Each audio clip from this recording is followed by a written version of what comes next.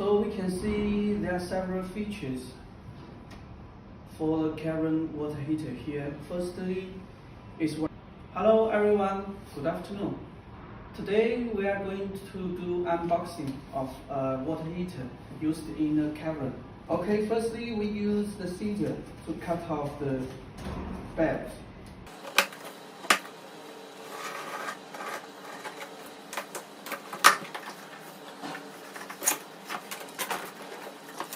Now we're going to pull out the heater.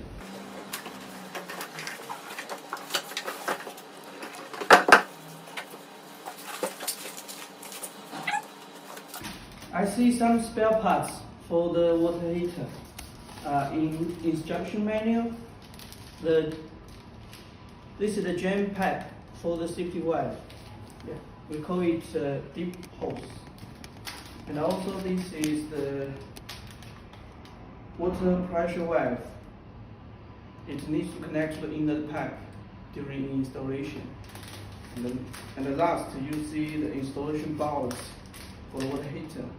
You know, it's mounted on floor, so it screws, just like so.